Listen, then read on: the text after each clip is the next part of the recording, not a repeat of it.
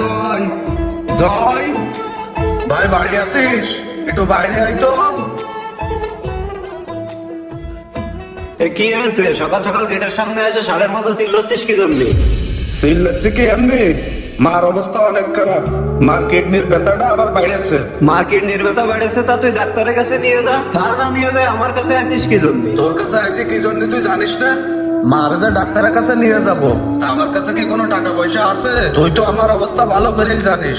এখন তোর কাছে আইসি, তুই যদি কয়টা টাকা পয়সা দিতিস তাহলে মা এনে একটু ডাক্তারের কাছে যেতাম। মা তো সে ব্যথার যন্ত্রণা কোনোভাবে সহ্য করতে পারতেছে না। তোর কাছে টাকা পয়সা নেই, তা আমি কি করব? মা থাকে তোর কাছে, তুই মা চিকিৎসা করাবি না কি করাবি সে তুই ভালো জানিস। আমি জানবো কেন? মা কি আমার একা? তোর কি কোনো দায়িত্ববোধ নেই? মা তো অসুস্থ, এখন যদি তুই এরকম করিস তাহলে কি হবে? তুই তো আমার অবস্থাটা জানিস, আমার কাছে তো কোনো টাকা পয়সা নেই। তারপরে আজ কয়দিন আবার রিক্সাটাও চালাতে পারি না। কেন টাকা পয়সা নেই কেন? আর রিক্সা চালাতে পারিস না? কি হয়েছে রিক্সার? রিক্সার আবার কি হবে?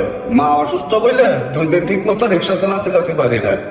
3 দিন আগে যায় যখন গোডাউনিতে রিক্সাটা বের করতেছি, ওই সময় মহাজন এসে রিক্সাটা কেড়ে নিলে। মহাজন কইল আমি কোনো রিক্সা চালানো কামই দিই দিয়ে বাড়ি পড়ে থাকি, এই জন্য সে আমার আর রিক্সা দেবে না। তাইতে তো আজ কয়দিন ধরে আমি রিক্সাও চালাতে পারতেছি না, একটা টাকা ইনকামও নেই। এখন মার অবস্থা তো এরকম। এখন মার ইমার্জেন্সি হাসপাতালে না নিয়ে গেলি কি যে কি হবে না কিছু করতে পারতেছি না। তুই এক কাজ কর ভাই, তুই আমার কয়টা টাকা দাঁত দে, আমি মারে নিয়ে একটু ডাক্তারের কাছে নিয়ে যাই।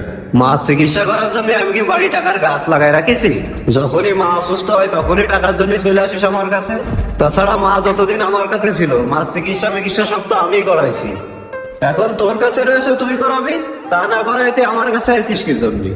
আরে ভাই, তুই বুঝতেছিস না কি জন্য? আমার কাছে যদি টাকা পয়সা থাকতো তাহলে কি তোর কাছে আসতাম আমি? মার অবস্থা খারাপ, এখন তুই আমারে করে টাকা দে, আমি মারে নিয়ে একটু হাসপাতালে যাই। তারপরে কাজ কাম করে কয়দিন গেলি তোর টাকা আমি শোধ করে দিব না।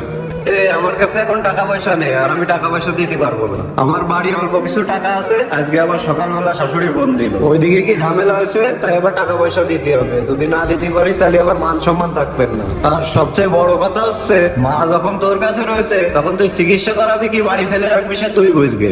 আমার এক জায়গায় যেতে হবে, আমি চলে গেলাম। হায় আল্লাহ, মা চিকিৎসা করার জন্য কয়টা টাকা ছিলাম, দেবে না বলে শাশুড়ি টাকা দেবে। কি যে করবো, মা চিকিৎসাও বা কিভাবে করাবো? ফিদা মনে নাকি? আর কাছে একটু আয়, তোর সাথে কয়টা কথা কব। তোমার শরীরের এখন কি অবস্থা মা? আমার শরীরের আর অবস্থা, পেটে ব্যথা জ্বালায় আর আসতেছে না। অল্প একটু সহ্য করো, দেখে আমি যত তাড়াতাড়ি পারি তোমার ডাক্তারের কাছে নিয়ে